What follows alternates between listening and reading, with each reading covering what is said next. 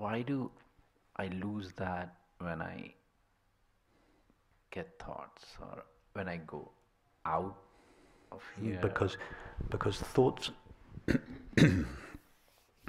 if we use the analogy of awareness like a transparent screen, a screen without borders and not made of anything apart from pure knowing, and thoughts are like a movie that appear on that screen, like your movie appears on your TV, and in the same way that the movie seems to obscure the TV screen, so our thoughts seem to obscure the presence of awareness.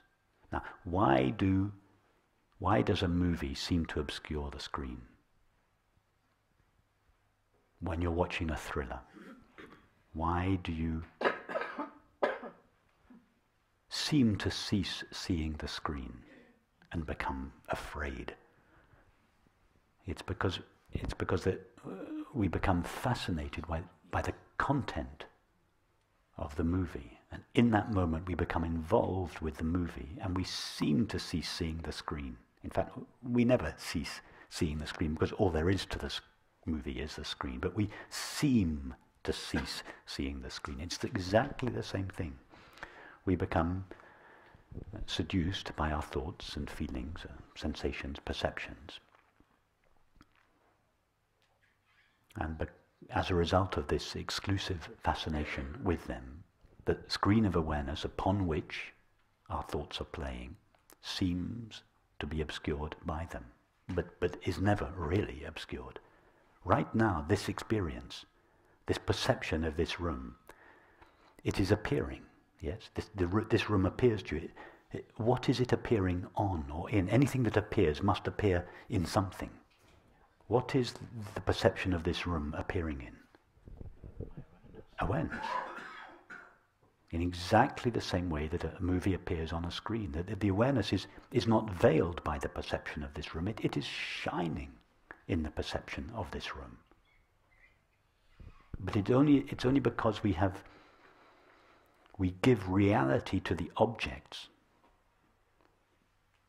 And by giving reality to the objects, we deny the presence of awareness. It's like when we're watching a movie, we give reality to the landscape. We think it's a real landscape. At the moment we believe it's a real landscape, we seem to cease seeing the screen. We deny the presence of the screen. It's not that the screen is missing. In fact, we're always only seeing the screen. It is the belief that the landscape is real. That is what prevents us from seeing the screen. It is our belief that all of these objects are real in their own right. I'm not suggesting that experience is not real. It is real. But it is in giving credibility, separate existence to all these objects. It is that belief that obscures awareness, which is actually shining in all experience. That is why, as a first step here, we turn away from the distracting objects and we focus on awareness. In time, over this week, we'll go back to the objects, because this rejection of objective experience is just a skillful means. It's just a tool. But at some stage we have to go back to experience and look at it again from the point of view of awareness. So we'll go there later.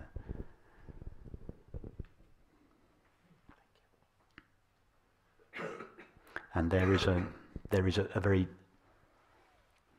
deep habit in each of us, due to our conditioning, of allowing thoughts, images, feelings, sensations and perceptions to obscure awareness. It has become our norm.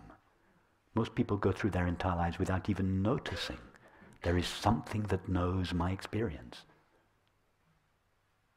Can you imagine spending your life watching movies all day long and never noticing something called the screen? It's inconceivable. And yet most people go through their entire lives without ever once asking the question, but what is it that knows my experience? How come there is experience? So infatuated we are through our cultural conditioning with the content of experience, rather than the nature of experience. So it's a habit, and this habit doesn't just disappear when we first hear once about awareness.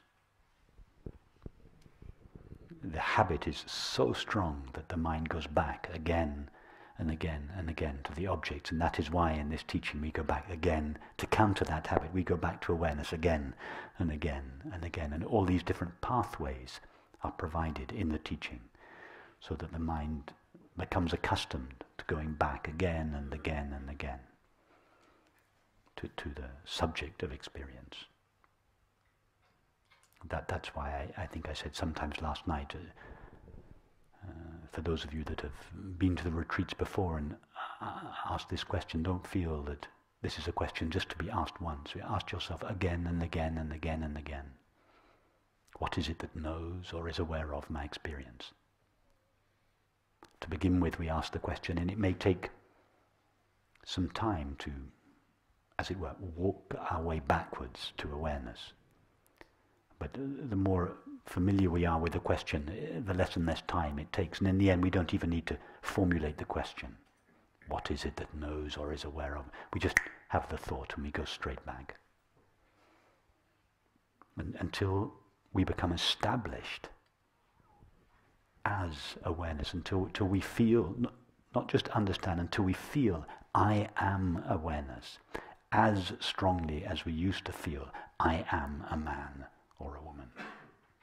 Then, when that is true of us, we no longer need to use the pathway. What is it that knows my experience? Or who am I? Or am I aware? Or any such question. But until we are firmly established as awareness, we should use these tools.